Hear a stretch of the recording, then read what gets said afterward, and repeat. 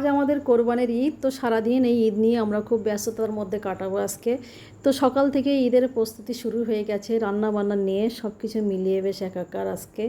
এরপরে কুরবানির পশু কুরবানি হবে, তাই নিয়েও আমরা ব্যস্ত থাকবো সারাদিন।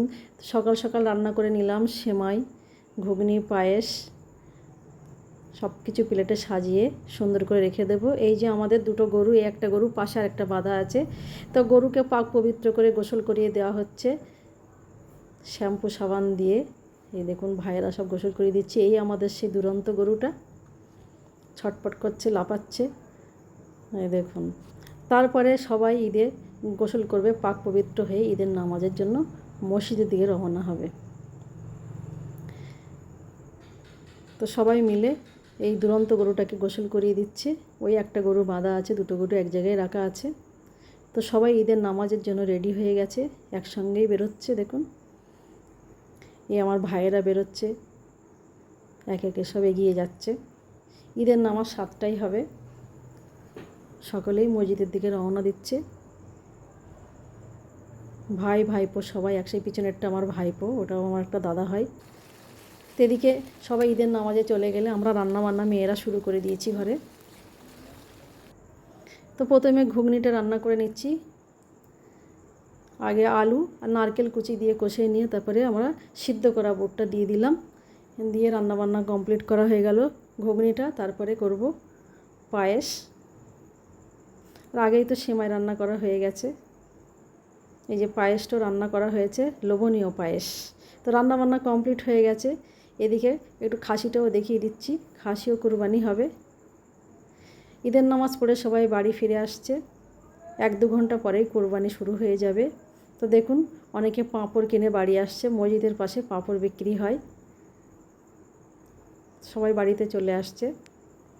আমাদের এই ঈদটা খুব ব্যস্ততার মধ্যে কাটে সারাদিন। যে রমজান মাসে ঈদুল ফিতরের ঈদ হয়, সেটাতে আমরা মিষ্টি মিঠাই আর একে অপরের সঙ্গে বন্ধনে আবদ্ধ হই। কিন্তু এই কোরবানির ঈদে সারাদিন আমরা রান্নাবান্নার পরে কোরবানির পশু নিয়েই ব্যস্ত থাকি, কারণ এই ঈদটা আমাদের মূলত কোরবানির ঈদ, সেই জন্য একে ঈদ উল জোহা বলা হয়। তো প্রথমে আমাদের বাড়িতে আসার পরে সব মিষ্টি মিঠাই খেয়ে এবারে কোরবানির দিকে চলে গেছে। আমাদের যে খাসিটা দেখালাম সেটা কোরবানি হয়ে গেছে, সেটা রান্নাও শুরু হয়ে গেছে। দেখুন ওটা সকাল সকাল রান্না করে খেয়ে নিয়ে এবার গরু কোরবানির দিকে যাবে। এই রান্নাটা কমপ্লিট প্রায় হয়ে এসছে। আমাদের এই ঈদের নিয়ম, যে কোনো মাংস আগে খেতে হয়, তাই খাসিটা সকাল সকাল কোরবানি দিয়ে রান্না করে খেয়ে গরুর দিকে যাবে।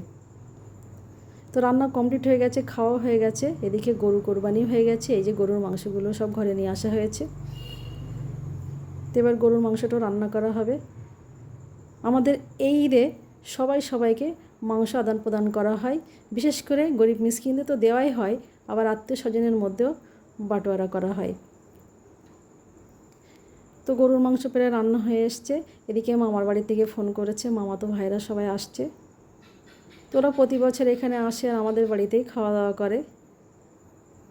তো এই মাংসটা একেবারে অনেকটা পরিমাণে রান্না করে নেওয়া হচ্ছে। একসঙ্গে অনেক মাংস রান্না করলে বেশ টেস্ট হয়, একদম অনুষ্ঠান বাড়ির মতোই খেতে লাগে, সেই জন্য একটু বেশি করে রান্না করে নিচ্ছি।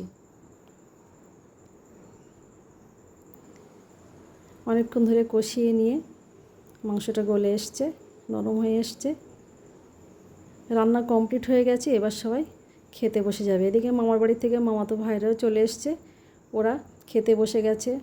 ভাত, মাংস, সেই সঙ্গে কোল্ড ড্রিঙ্কস দেওয়া হয়েছে। ওদের খাওয়া দাওয়া হয়ে গেলে আমরাও খেতে বসবো। আর সব কিছু গুছিয়ে গেছে, এবার একটু রেস্ট নেব, কারণ সারাদিন অনেক খাটুনি গেল। তো বন্ধুরা, আজকের ভিডিওটি এই পর্যন্ত। ভালো থাকবেন, সুস্থ থাকবেন। Thank you.